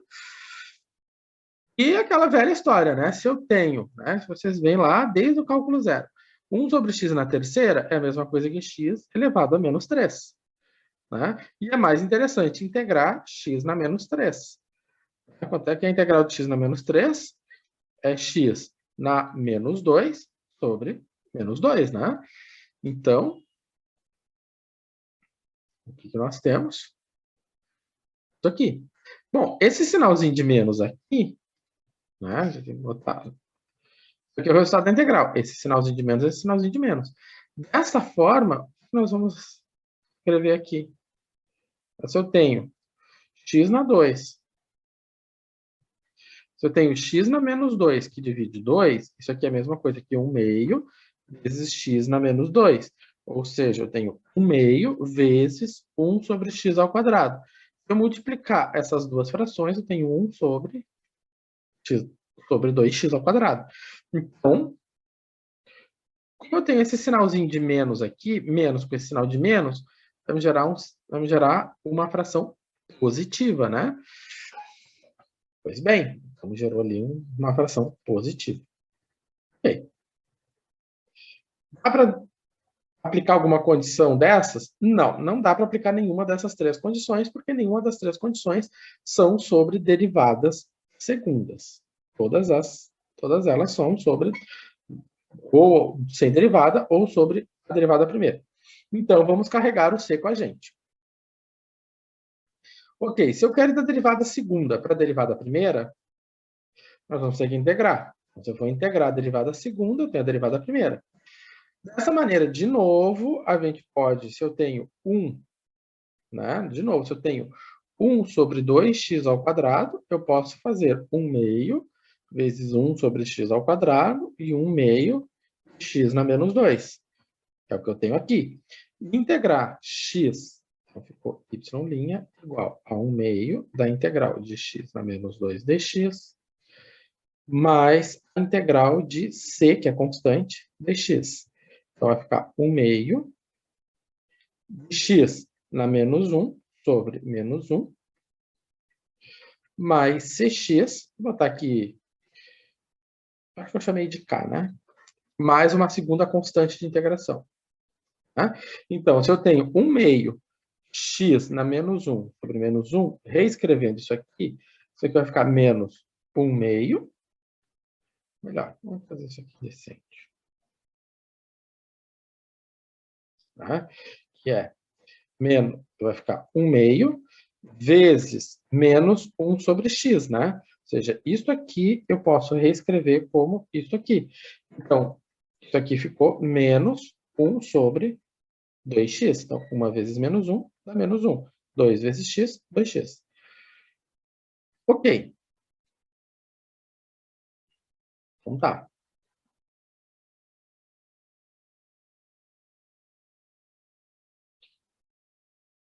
Beleza. Então, aqui, né? Nós chegamos a essa situação aqui. Quando eu integrei o x na menos 2, ficou x na menos 1 sobre menos 1. E aqui eu fiquei menos 1 sobre 2x. Né? Como nós tínhamos previsto aqui. Beleza. Agora, nós podemos calcular constantes, porque nós temos uma condição sobre derivada primeira, né? Nós temos uma condição sobre derivada primeira. Se eu tenho uma condição sobre derivada primeira, o que acontece? Ele diz o seguinte, que quando quando x é 1, tá? O que isso aqui quer dizer para nós? Que quando x for 1, ou seja, esse valor aqui é o x, o y' é igual a 0. Então, no lugar do y', eu botei 0, no lugar do x, eu botei 1. Né? Então, ficou 0 igual a menos 1 meio, mais c mais k. Então, eu vou ter c mais k igual a 1 meio. E aí, quem é c e quem é k? Quem é c e quem é k, eu não sei. Quais números que somados dão 1 meio? Ih, uma infinidade de números, né? Então, nós não sabemos o que fazer por enquanto. Vamos deixar o C e o K guardadinhos. Ah, professor, mas aqui tem um erro, né? Tem um erro. Muito fácil. Mais, né? Ou seja, esse menos 1 meio passou para o outro lado e ficou mais. Né? Bom. Beleza. Agora, então, o que nós vamos fazer? Vamos baixar a ordem da derivada segunda a ir para a derivada primeira e tentar determinar as constantes C e K. Mas aí vai aparecer uma terceira constante, né? Pois é, então vai aparecer uma terceira constante. Vamos adiante. Então, se eu quero baixar a ordem da derivada primeira, eu vou integrar. Então, eu tenho que integrar isso aqui. Bom, na hora de integrar isso aqui, né, tem que... Então, aí nós temos que tomar cuidado, que eu tenho menos 1/2 de 2x. Menos 1/2 de 2x é a mesma coisa que menos 1/2 vezes 1 sobre x. Né? Por que eu falo isso? Porque se você tem 1/2 de 2x, tá? Você tem menos 1/2 de quem? De dx sobre x. Então, isso aqui é muito importante que você enxergue isso. Por quê? Porque quem é a integral de dx sobre x? Né? A gente viu lá desde o cálculo 2 que a integral de dx sobre x é a nossa boa e velha logaritmo, né? Logaritmo do módulo de x. Né? Então, desta forma, nós temos menos 1/2 do ln. Aqui, eu tenho x ao quadrado sobre 2. Eu tenho k, integral de k dx, kx, mais a terceira constante de integração. A terceira constante de integração é o L, né? Então, mais uma constante de integração, o L. Okay. Então, agora eu tenho três constantes de integração. Eu tenho C, eu tenho K e eu tenho o L. Então, tá. Tenho C, o K e o L. Então, como é que eu vou fazer isso? Se eu pegar a segunda condição está dizendo para mim.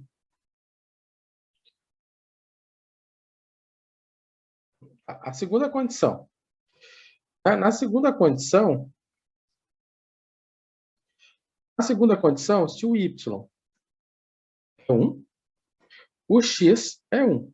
Então, vem aqui no lugar do X, né? Botei 1. Então, 1.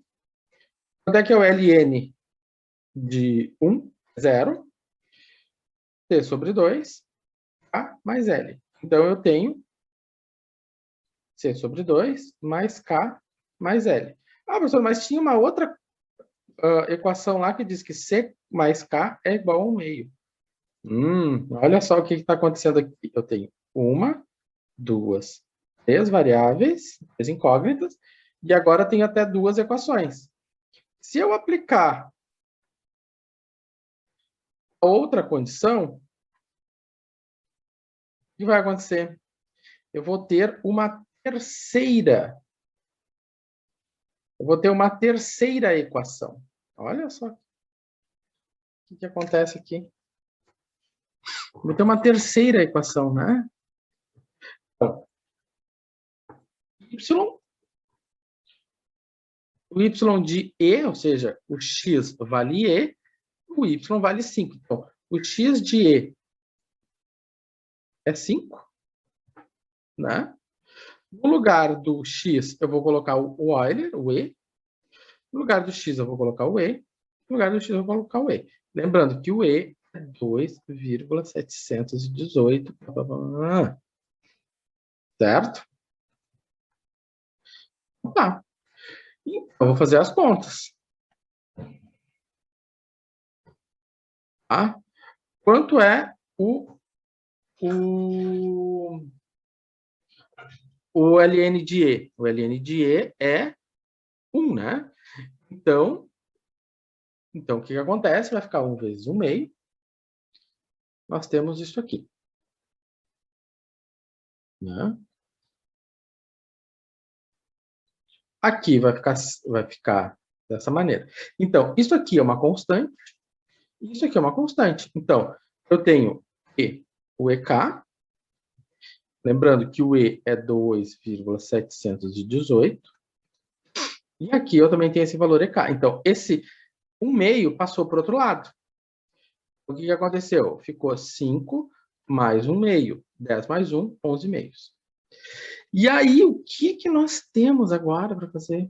O que nós temos aqui? Nós vamos ter que resolver um sistema Linear, porque eu vou ter 3 equações. Ali vou ter que refazer a conta. Eu tenho 3 equações, aqui é mais, né? Não é menos. Eu tenho 3 equações e 3 incógnitas. 3 equações e 3 incógnitas. Se eu tenho 3 equações e 3 incógnitas, eu tenho um sistema para resolver. Como é que a gente resolve um sistema como esse? Ah, professor, lá em geometria analítica, o senhor fala que tem que escalonar. Sim, senhores. Então, você pode ver que eu já botei meu sistema prontinho para ser escalonado. Só que, como aqui o meu objetivo não é resolver esse escalonamento, né? Eu vou resolver esse escalonamento com vocês, eu botei aqui uma planilha, até disponibilizo essa planilha ali depois para vocês, né? De como fazer o escalonamento. Vamos lá, carregando. A planilha que ela faz a continha, né?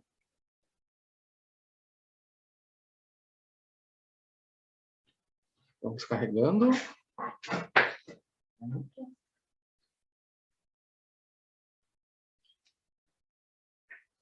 Carregou. Então, o que aconteceu aqui, né? Deixa eu ver aqui.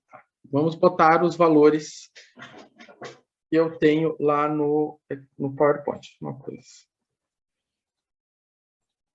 Tá, agora carregou. Lá no PowerPoint, nós temos o seguinte.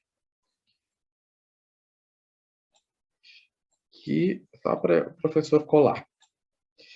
Eu vou mudar aqui. Aqui é x, que é 1. Aqui é 1. Aqui é 0. Aqui é 1 meio, né? 0,5. Vamos ver, só colar aqui. Agora, ficou 0,5, 1, 1 e 1.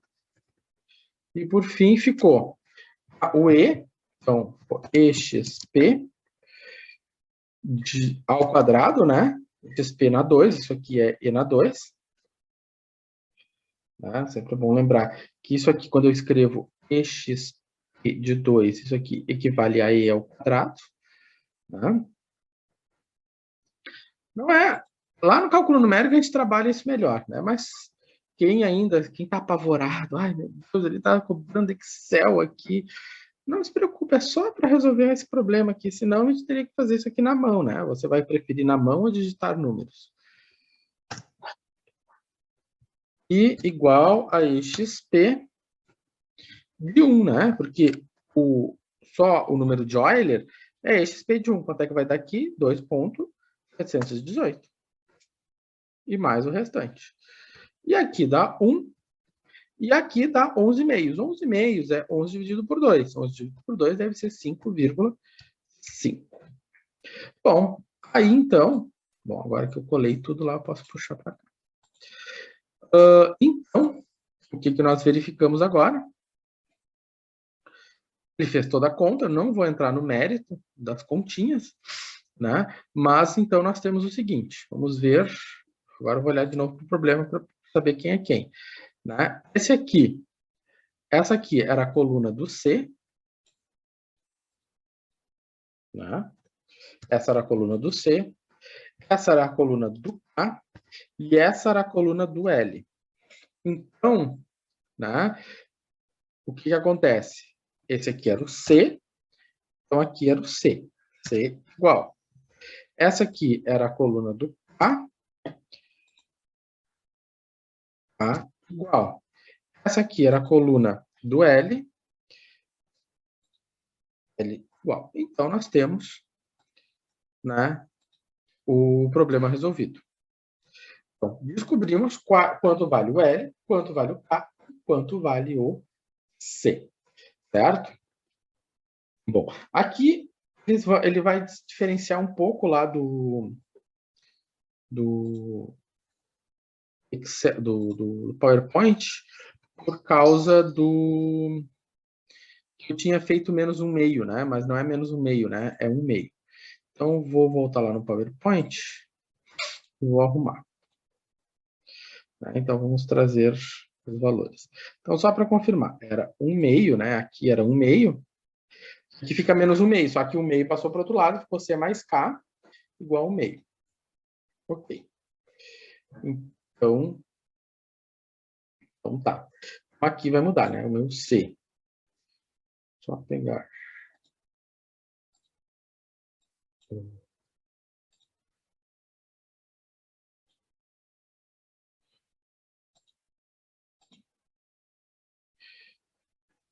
Deixa eu só copiar lá do Excel. Então, aqui ficou 2,466. Não, ficou certo, está certo, tinha resolvido certo. Só escrevi errado, mas escrevi certo. Tá certo, essa resposta aqui, esses números estão corretos. Beleza. Depois eu posso disponibilizar para vocês essa planilha aqui do Excel para vocês brincarem com escalonamento. Mas o que eu fiz, né? Quem já fez cálculo numérico comigo sabe que a gente faz essa planilha lá no cálculo numérico, eu só editei ela. Tá? Quem sabe fazer nas suas HPs, nas HPs da vida, né? Só usar as HPs que eles resolvem esse problema também. Bom, então, o que acontece? Às vezes, dependendo da condição que é dada, você vai cair num sistema linear. Você vai ter que resolver, no final das contas, um sistema linear para encontrar as constantes, certo? Então, no final das contas, aplicando tudo, nossa solução geral... Não, geral não, a particular é essa aqui. Essa aqui é a nossa particular. E o gráfico, professor, como é que ficou o gráfico? O gráfico, ele mostra direitinho as condições? Mostra. Né? Ele mostra direitinho as condições. Aqui eu só fiz esse número dividido por 2, né? Então, aqui ele mostra direitinho as condições. Deixa eu só ver uma coisa. Né? Aqui, y igual a 1. Né? Bom, aqui, se você olhar para y igual a 1, né? Olhar para x igual a 1. Aqui também o x igual a 1. O meu y é quanto?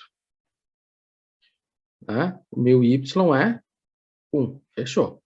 Agora, essa condição aqui, essa que já estava marcada ali, né? Essa condição é para y igual a e. Ó, o y igual a e, ó. Aqui o e. O e é 2,718, tarará, tarará, ó. Bem aqui. Então, y igual a e, onde é que ele bate? Para x igual a e, onde é que vai bater o y? No 5. Certo? Então, quando a gente faz a equação diferencial e aplica as condições, na hora de fazer o gráfico da solução, né, as condições têm que ser vista lá, né? Tem que identificar essa solução. Certo? Bom, por fim, né, para terminar um último exemplo, né? Deixa eu ver que horas são. Né? Para finalizar esse último exemplo, vamos fazer esse exemplo aqui. Esse exemplo aqui. Esse é um exemplo interessante. Daqui a alguns dias a gente vai poder resolver ele por outra metodologia. Dá para fazer por transformadas de Laplace. Né? Mas aqui a gente vai fazer o seguinte. Vamos usar o que às vezes acontece quando vocês pegam um livro de equação diferencial, é fazer uma substituição. Como assim, professor? Você vai e faz uma substituição. Por exemplo, se eu disser para você que isso aqui é z, você diz que o y' é z. Por que eu digo y' é z? Porque se o y' é z, vai ser o y duas linhas? Z', né? Então, se o y' é z, eu derivo o y', eu vou ter o y duas linhas. Então, se eu derivo o z, eu vou ter o z'. E aí, o que acontece quando eu faço essa substituição? Eu vou cair numa equação diferencial linear de primeira ordem, né? faço a substituição, eu caio nessa equação diferencial aqui. Uma equação da qual, né, é bem conhecidinha nossa, né? Então, isso aqui virou Z', isso aqui virou Z, e essa equação bem conhecidinha nossa, a gente sabe resolver ela, né? É uma equação diferencial linear de primeira ordem. Então, vamos pôr a mão na massa. Como é que a gente resolve isso? Fator de integração. Como é que eu resolvo por fator de integração? Bom, o P de x, ou seja, a integral menos 2, vai ficar e na menos 2x. Como é que eu faço a solução? Vai ficar z igual a 1 sobre mi. Né?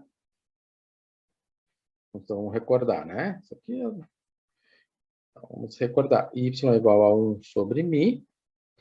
A integral da f de x vezes o mi de x dx, mais a constante de integração. Aqui, né? A fator de integração. Aqui está o meu fator de integração. Aqui está minha e de x. Mas antes de ir adiante, a gente tem que ver o seguinte, que e de x vezes na 2x, isso aqui vai ser quanto? Menos 2x, né? Vai ser e na x menos 2x. Eu tenho uma multiplicação de potência de mesma base. Isso aqui ficou e na menos x. Né? Então, quando eu for... Antes de resolver a integral, eu sei que eu tenho agora a integral de na menos x, ou seja, eu simplesmente multipliquei, né?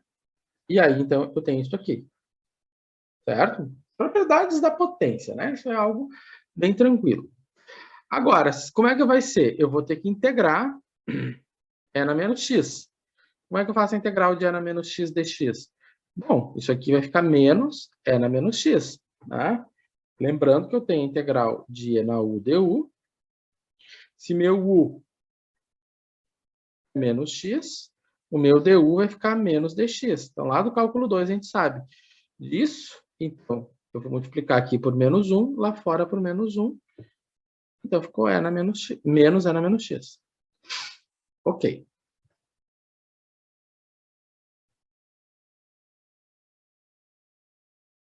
Certo? Tá. Agora, o que vai acontecer? É na 2x. Se eu integro aqui, vai ficar e na menos e na menos x mais c. Então, eu vou de novo, agora eu vou fazer essa distribuição aqui, então vai ficar e na 2x vezes e na menos x. Então, o que acontece? E na 2x menos x vai ficar e na x. Por isso, esse é na x. Agora, na 2x vezes c, ficou c na 2x.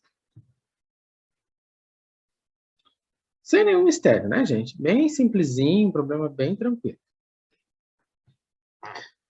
Certo? Bom. Então, vamos adiante. O que acontece agora? Né? Aqui que vem o detalhe. Nós resolvemos o problema para, né, o z. Mas o nosso problema não é em z, o nosso problema é em y. Né? Então, nós temos o seguinte, que quando o z é igual a y'. Então, nós temos uma condição, a condição de que o y' é igual a 4. Isso foi dado lá no começo do problema.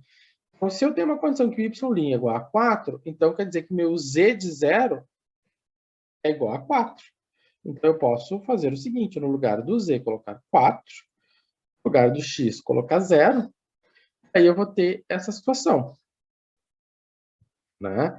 Onde o e na 0 é 1, o e na 2, 2 vezes 0, isso aqui é 1, então eu vou concluir que o meu c é igual a 5, certo? Então, o meu c é igual a 5.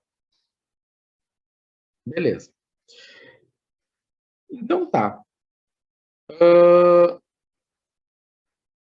Então, eu sei que o meu z é menos e na x mais 5 e na 2x. Tá. Essa é uma solução particular. Agora, o que acontece? O que nós temos agora? Nós temos esta situação aqui. Essa situação aqui, né, o z igual a y', né, é a solução final, né? Ou seja, o nosso problema não é em z, o nosso problema é em y. Desta forma, nós vamos ter que fazer a substituição, ou seja, no lugar do z, voltar para a variável y. Então, no lugar do z, nós vamos ter que voltar para o y. Quando a gente volta para o y, a gente vai ter que... Vamos ter que ter só o y. Para ter só o y, eu vou ter que integrar. Então, vai ficar menos e na x mais 5 vezes e na 2x. Então, essa integral aqui é simples, né? Vai ficar menos e na x, né? Integral de e na u du. E aqui, eu vou ter a integral de e na 2x. A integral de e na 2x vai ser 1 meio de e na 2x. 1 meio vezes 5 vai ficar 5 na 2x. Certo? Mais a constante de integração. Ah, tranquilo, né? Sem mistério. Então, por fim, né, para finalizar, nós vamos aplicar a condição inicial, y0 igual a 2. Dessa forma, né, no lugar do y eu coloco 2, no lugar do x eu coloco 0. Eu vou ficar com menos 1, 5 meios, né, porque agora exponencial, né, e na 0 é sempre 1. Fazendo as continhas, eu vou descobrir que o meu c vale 1 meio, né, ou seja, 2 mais 1 dá 3. Né? 5 meios é 2,5. Então, quer dizer que eu vou ter 3 menos 2,5, ou seja, vai ficar 0,5. Portanto, a minha solução particular final é essa. Certo? Daqui a alguns dias a gente vai estar resolvendo esse problema de outra forma e a gente vai poder comparar os resultados. Tá? Nós podemos resolver isso depois por o que a gente chama de variação de parâmetros e depois também por transformada de Laplace. Né? Claro que esses métodos aqui, eles são para situações mais gerais, né? Esse aqui faltou um detalhezinho para não poder ser feito dessa forma, certo? Bom, era isso por hoje. Tá? Oi, professor. Fala. Eu cheguei atrasado na aula no fim, eu não sei se falou alguma coisa da avaliação, da recuperação de nota. Eu falei no pré-aula. O seguinte, rapidinho, então, ela já abriu, ela está aberta lá no Moodle. Você pode fazer a recuperação do questionário, se tu tirou menos que 7, e a reposição, se tu perdeu algum questionário. Certo? Certo, obrigado. Qualquer coisa, tu pode entrar em contato comigo ali pelo Moodle. Certo? Tá, obrigado, professor. Nada, já está tudo aberto ali. Tem até terça-feira que vem para concluir. Uma semana. Valeu. Valeu, tchau, tchau. Então tá, pessoal. É isso aí, uma boa semana. Qualquer coisa, entre em contato comigo. E semana que vem estamos aí. Eu vou demorar ainda até amanhã para finalizar o pós-aula, certo? Mas ele vai abrir ainda até amanhã. Bom? Professor, boa Valeu. Boa noite.